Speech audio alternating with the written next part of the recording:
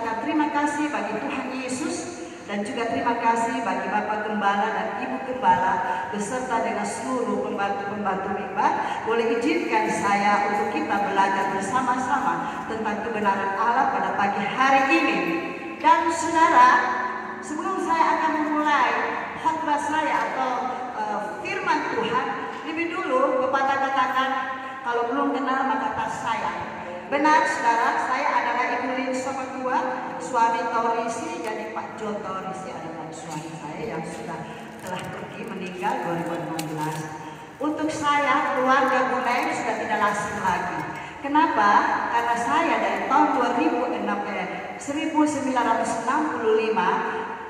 kami satu keluarga Sopatua Taurisi ada di tempat ini. Dan ini gereja bukan seperti semewah gereja ini. Gereja ini punya masalah panjang, peristiwa panjang ada di dalam tangan saya. Dan saya tahu semuanya, tapi bukan saya berbicara hal itu. Tapi saya bersyukur lewat doa-doa Bapak dan Ibu Gembala, almarhum Bapak Eres Munai, yang sekarang tinggal Ibu Janda Mama Munai. Itu karena doa. Kita di gereja ini 3 hari 3 malam selalu berdoa khusus untuk gereja ini, dan juga jemaat Tuhan yang ada pada saat itu sedang ada kerusuhan sedikit, kesalahpahaman. Tetapi puji Tuhan saudaraku, Allah turut bekerja dalam segala hal untuk mendatangkan kebaikan bagi setiap orang yang percaya kepadanya. Jadi firman Tuhan itulah bagi setiap kita orang yang percaya. Dan saudara, dalam kasih Yesus Kristus, saya sangat senang sekali kalau saya boleh ada di tengah-tengah saudara. Walaupun sebenarnya kami akan pulang tanggal 26 Maret, tetapi lockdown ya, sehingga kami ada tertunda sampai pada saat yang kami masih berada. Dan saya percaya bahwa itu adalah satu rencana Tuhan bahwa saya ada di kota Manokwari, karena kerinduan saya sudah cukup lama saudaraku. Dari tahun 80 saya tinggalkan kota Manokwari, dan saat ini saya lihat perkembangan gereja-gereja baik Logo yang ada di Sanggar, 2 gereja ini yang kami selalu ada di sana. Pembangunan kami ada, ini kami ada, tapi puji Tuhan saudara, Allah bekerja dengan luar biasa, Allah menjawab luar biasa doa-doa orang benar yang penuh dengan Roh Kudus, yang dengan kerendah hati air mata telah ditampung di girban Allah, sehingga semua itu boleh terjadi menurut rencana Tuhan. Dan sekarang dalam kasih Yesus Kristus, baiklah untuk mempersingkat waktu, saya undang kita bangkit berdiri, kita buka bersama-sama dari 2 Raja-Raja 2 ayat 1 sampai dengan 6. Saya bicara terlalu cepat, mengejar waktu ya. 2 Raja-Raja 2 ayat 1 sampai dengan 6, dan seterusnya nanti kita mengikuti. Boleh saya pindah di depan?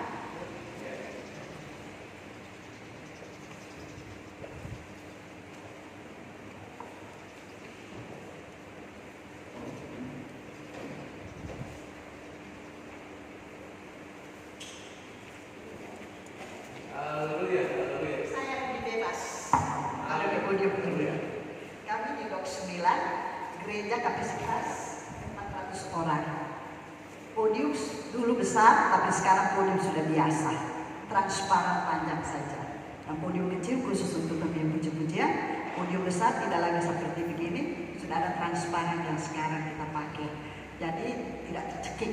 Tapi puji Tuhan, bukan podiumnya ya, tetapi kita yang baca firman Tuhan dan menyampaikan firman Tuhan. Mari kita lihat di dalam 2 Raja-Raja ayat 2 1 sampai dengan 6. Judul Lembaga Alkitab Indonesia, Elia naik ke surga. Menjelang saatnya Tuhan hendak menaikkan Elia ke surga dalam angin badai. Elia dan Elisa sedang berjalan dari Gilgal. Berkatalah Elia kepada Elisa, baiklah tinggal di sini, sebab Tuhan menyuruh aku ke Betel. Tetapi Elisa menjawab, demi Tuhan yang hidup dan demi hidupmu sendiri, sesungguhnya aku tidak akan meninggalkan engkau. Lalu pergilah mereka ke Betel. Pada waktu itu keluarlah rombongan nabi yang ada di Betel mendapatkan Elisa. Lalu berkatalah mereka kepadanya, sudahkah engkau tahu bahwa pada hari ini Tuhanmu akan diambil daripadamu oleh Tuhan, terangkat ke surga? Jawabnya, aku juga tahu. Diamlah. Berkatalah Elia kepadanya, "Hai Elisa, baiklah tinggal di sini, sebab Tuhan menyuruh aku ke Yeriko."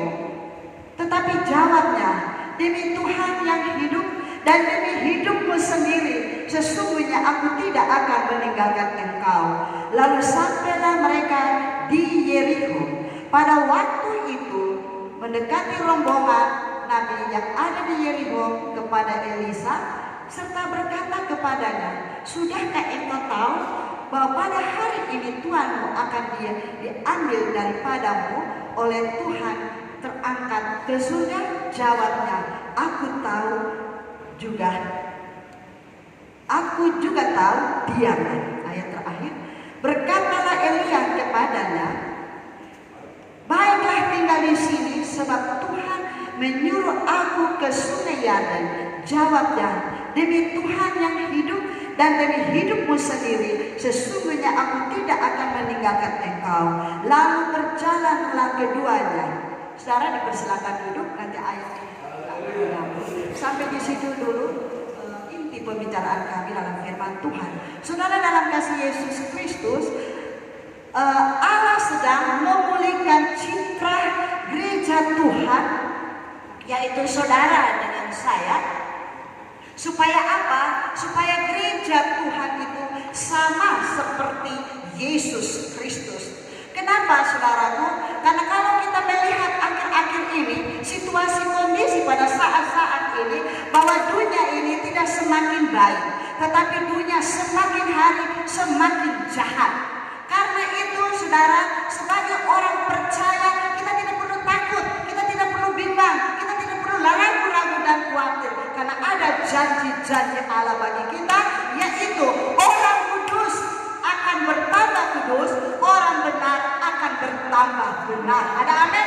Nah, kalau orang benar bertambah benar, orang kudus akan bertambah kudus, maka pemulihan itu akan terjadi bagi gereja Tuhan yang percaya, yang mempertahankan kekudusan, mempertahankan kemuliaan Allah, supaya dia menyatakan Injil sepenuhnya itu bagi barang siapa yang percaya kepadanya.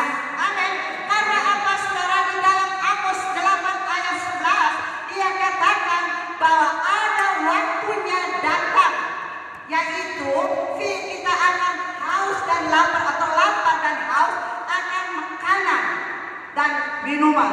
Makanan dan minuman bukan secara jasmania yang kita minum sehari-hari, tetapi ingatlah bahwa bukan saja daripada roti manusia boleh hidup, tetapi hanya karena mendengarkan firman Tuhan. Amin. Maka 1 ayat 16 dia katakan bahwa oleh karena kebenaran itu, maka kita akan dikuatkan. Amin.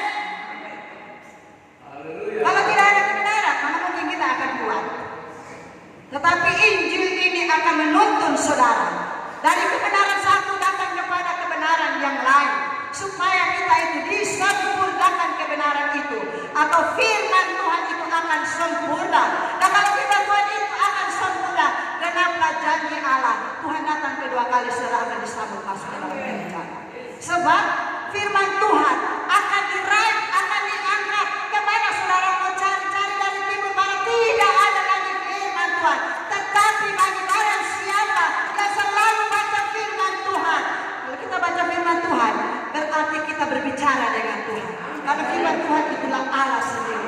Dia sedang berbicara dengan saudara. Dan ketika saudara berbicara dengan dia, saudara mengerti isi hati Allah. Bahkan firman Tuhan dapat mendeteksi kehidupan kita.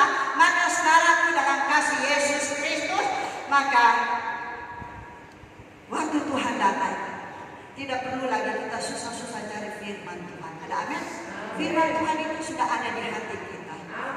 Baca firman Tuhan tiap hari, kita mengerti, lalu kita merenungkan firman.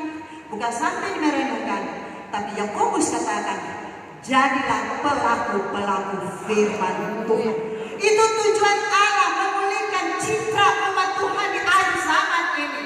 Saudara, dalam kasih Yesus Kristus, kita lihat di sini bahwa pada waktu Tuhan memerintahkan, atau Allah memerintahkan Elia yang didampingi oleh Elisa untuk keluar dari Gilgal ke Betel,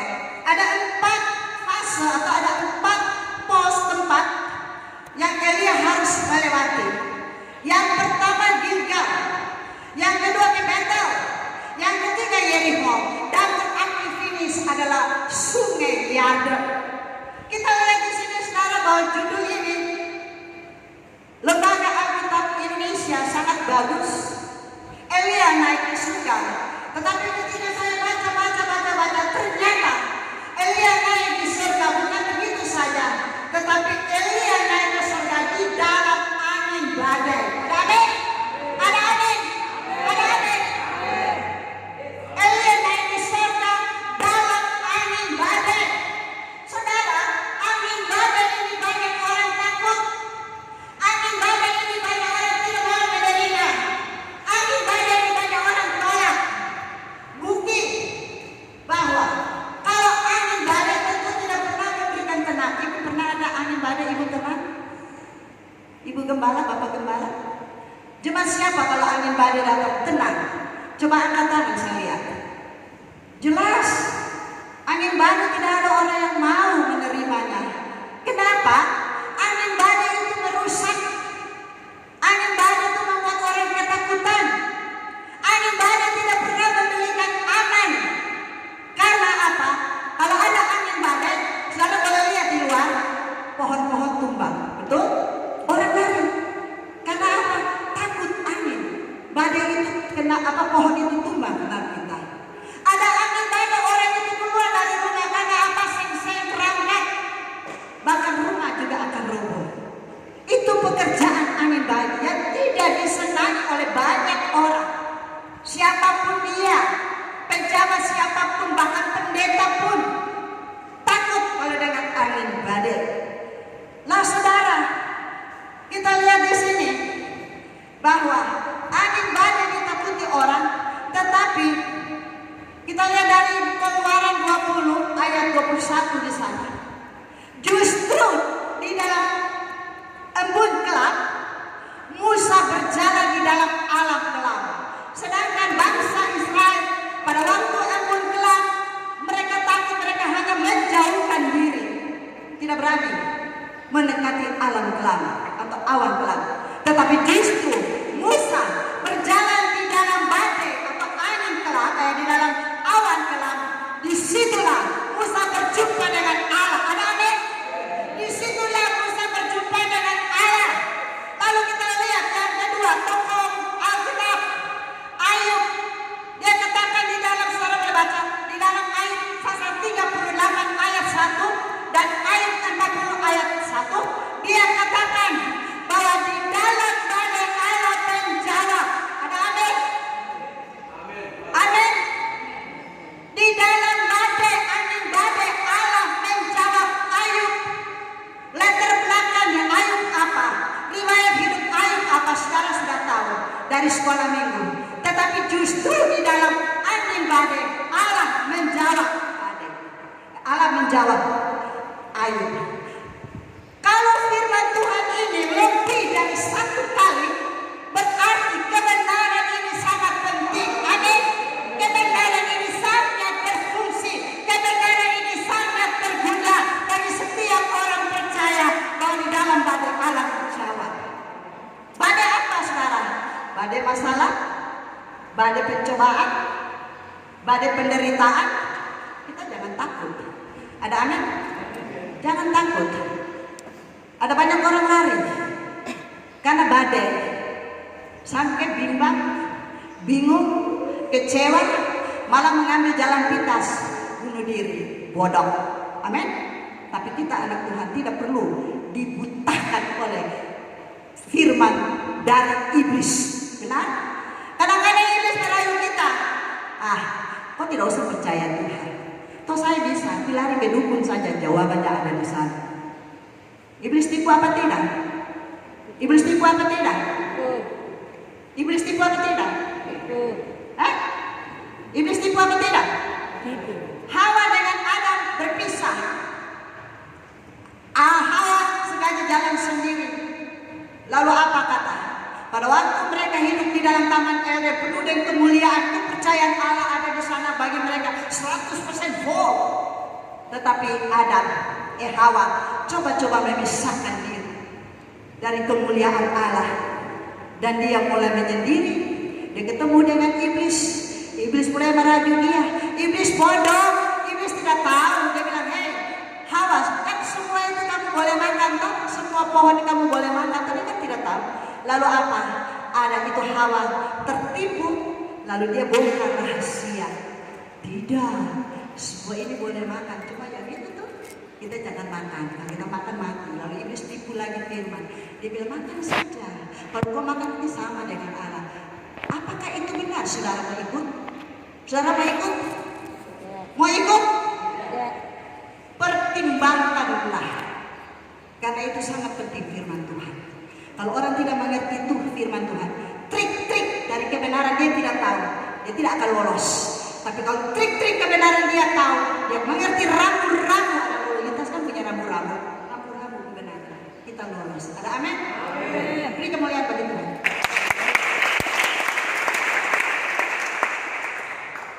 Kita lihat di sini saudara, bahwa Musa bertemu dengan Tuhan.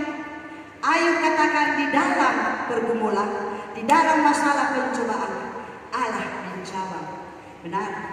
Firman Tuhan ini sangat yakin bagi kita. Jadi masalah pencobaan, persoalan, baik itu persoalan yang saudara hadapi mungkin di dalam rumah tangga. Saya tidak bisa memberitahukan, saudara sendiri dapat alami. Mungkin masalah persoalan di kantor, mungkin persoalan saudara ada di dalam usaha saudara, mungkin masalah persoalan yang saudara hadapi di bidang studi. Tapi saudara, jangan takut. Firman Tuhan berkata, dalam firman Tuhan Matius 28 ayat 11, marilah kepadaku. Amin. Undangan yang sangat indah bagi setiap orang yang mau datang kepada Tuhan menjadi jawabannya.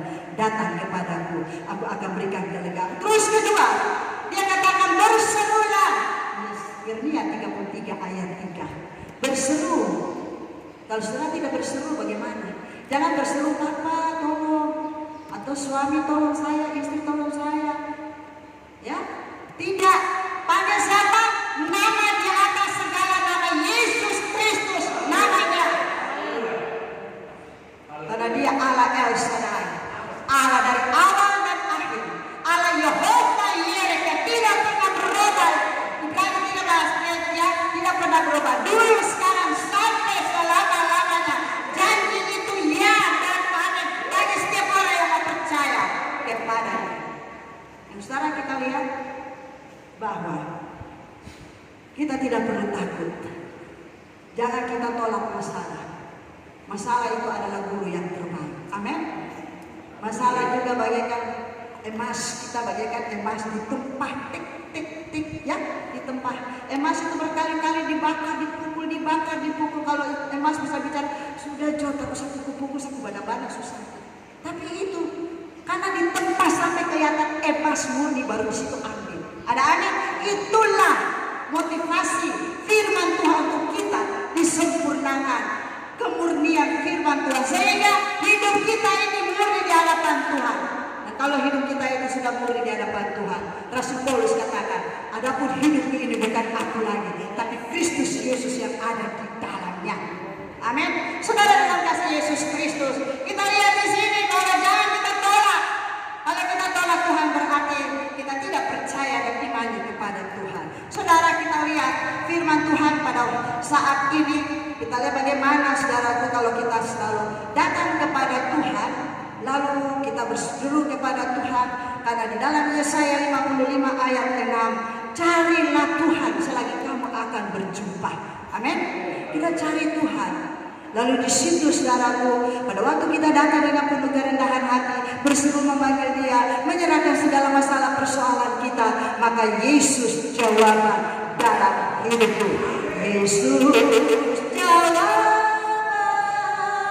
dalam hidupku.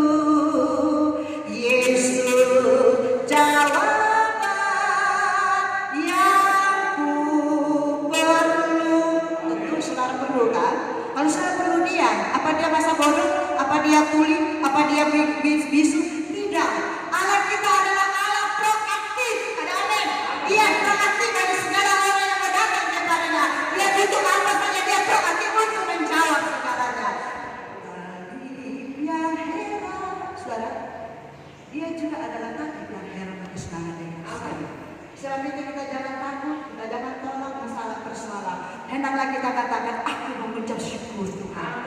masalah dan persoalan. Aku mengucap syukur dengan kekuranganku. Aku mengucap syukur dengan penderitaanku, sakit, penyakit itu jangan aku tolak. Tapi aku tahu di balik semuanya ini ada Yesus harapan dan jalan.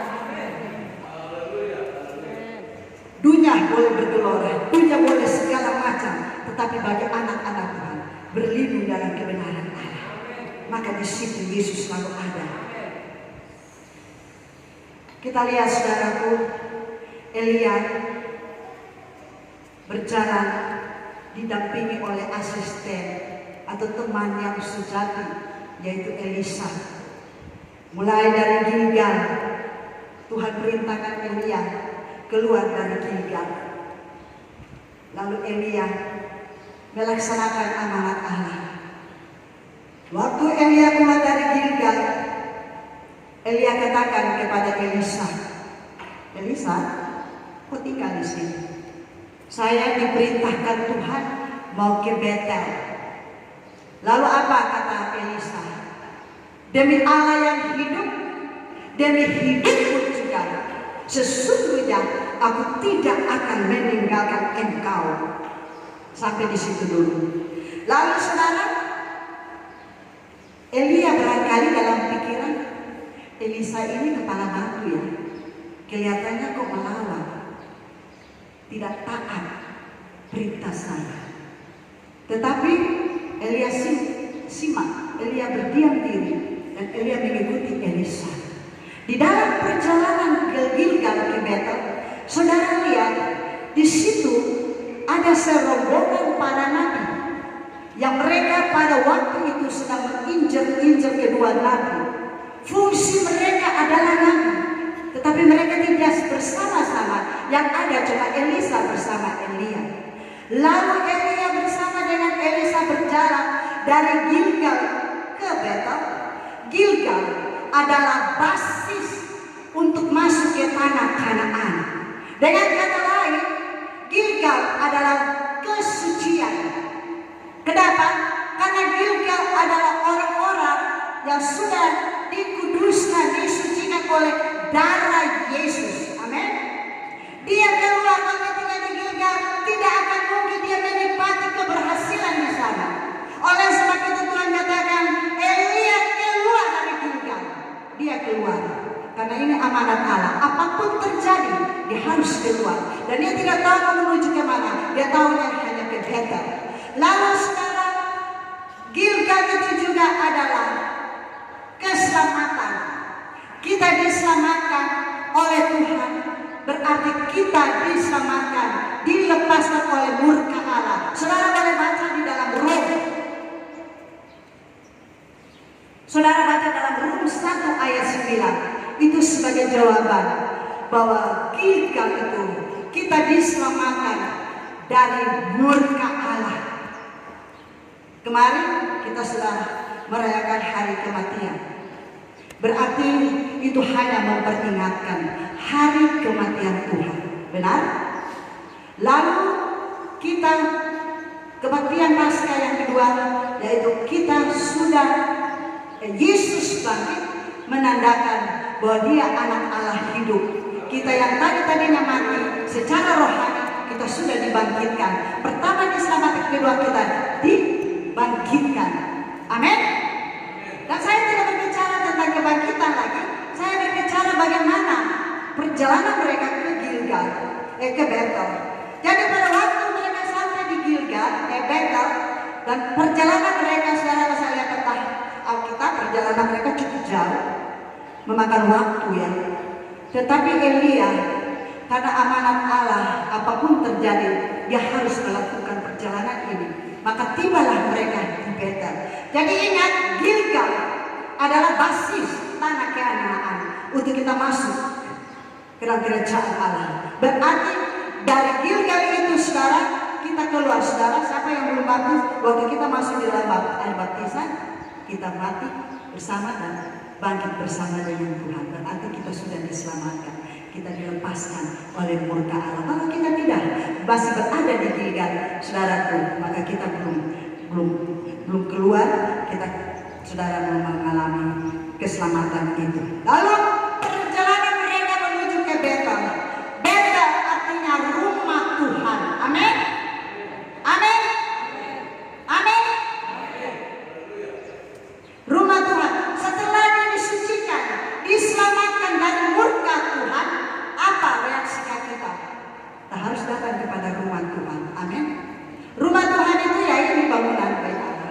Itu benar.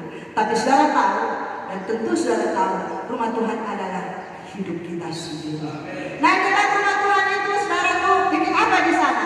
Apakah kita datang di rumah, kita harus datang di rumah Tuhan? Untuk apa? Apakah hanya mau ketemu ibu dengan bapak gembala? Atau ketemu satu saudara satu sama yang lain? Tidak. Ya kan? Kan tidak toh? Kita mau datang untuk apa? Beribadah. Dan saudara, dan untuk beribadah di rumah Tuhan ini, itu bukan salah satu anjuran, perintah gembala, perintah manusia, atau perintah salah satu organisasi. Tetapi beribadah itu adalah perintah Allah. Ada amin? Karena di dalam Keluaran 23 ayat 25 dia katakan, tetapi haruslah kamu beribadah. Harus, kita garis bawahi kata harus. Kata harus berarti mau dengan tidak mau, suka dengan tidak suka, harus. Amin. Supaya apa? Maka rotimu, makananmu diberkati, airmu diberkati. Bukan sampai titik di situ, tetapi dia katakan penyakitmu akan di apa? Coba baca lagi ulang, Ibu Rode. Keluaran. Kalau sudah bisa hafal, karena itu anak sekolah minggu. Saya guru sekolah minggu, saya selalu suruh mereka perintah, hafal. Dan itu memang harus tahu. Tetapi haruslah kamu beribadah kepada Tuhan Allahmu, supaya aku memberkati makananmu dan rotimu, airmu diberkati, dan aku akan menjauhkan kamu dari sakit. Lalu sekarang kita mau takut dengan corona. Siapa yang takut corona? Jangan takut. Kenapa? Kenapa saya katakan, kok Ibu Tauri Siti datang bilang begitu? Iya, tetapi kamu harus beribadah kepada Tuhan Allahmu, maka Ia memberkati roti makananmu dan air minumanmu, dan aku akan menjauhkan penyakit di tengah-tengah kamu, di tengah-tengah keluargamu, di tengah-tengah persekutuanmu. Karena Tuhan ada. Bukan sampai di situ, ada ayat punya lagi dalam Mazmur 91 ayat 14 dan 11. Coba saudara baca. Ini firman loh, bukan manusia yang janji. Ini firman yang menjanjikan buat kita, supaya jangan kita grogi, jangan kita gemetar, jangan kita takut. Dia katakan di dalam ayat 14, sesungguhnya ya, sungguh hatiku melekat kepadaku, ya, sungguh hatinya melekat kepadaku, maka aku akan melembutkannya, aku akan membentengi, sebab Ia mengenal namaku. Amin. Kalau kita mengenal nama Allah, maka kita akan melekat. Kalau kita melekat dengan Tuhan, maka kita mengenal Allah. Amin. Jadi perlu ada kelekatan. Hati kita adalah hati Allah. Kalau ada hati kita di dalam hati Allah, artinya firman itu ada di dalam hati kita. Yesaya 32 ayat 17, dia berkata bahwa di mana ada kebenaran, di situ timbul damai sejahtera. Akibat dari kebenaran, ketenangan. Ketenangan bukan hari itu. Lanjut firman Tuhan, buat selama-lamanya. Amin. Ketenangan itu manusia berikan hanya seketika, damai berikan hanya sementara. Saudara pergi shopping, saudara pergi pantry, tidak dapat apa-apa, sebentar saja di situ. Tapi kalau saudara melekatkan hati saudara dengan Allah, maka di situ saudara mengalami sukacita damai sejahtera. Beban berat apapun, ketika saudara datang kepadanya, mendekatkan diri kepadanya. Apabila saudara sakit penyakit, dan menderita sakit penyakit, mendekatkanlah hati saudara dengan Allah, maka Dia mengenal saudara. Karena apa? Dia memilih, dia memanggil dan memilih saudara, menetapkan saudara sebagai anak-anaknya. Dia tentu kenal saudara. Amin. Saudara bukan orang lain. Saudara adalah anak Allah yang Dia pertanggungjawabkan hidup saudara. Lah kalau sampai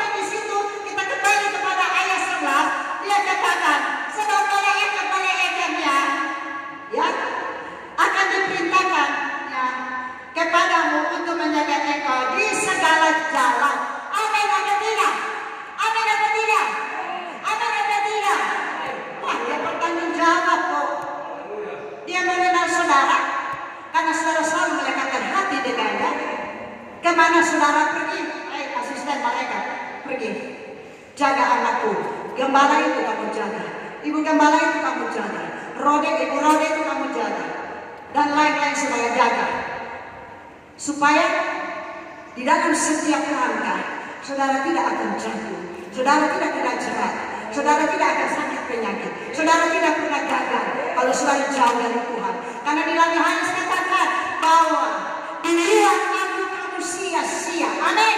Jangan coba-coba berjalan dengan kekuatan kita sendiri. Sekalipun kita orang pintar, sekalipun kita berpengalaman, sekalipun kita punya SSSS, silakan SS itu berkat Tuhan. Sekalipun sudah punya jabatan itu berkat Tuhan. Tapi ingat baik-baik bahwa lekat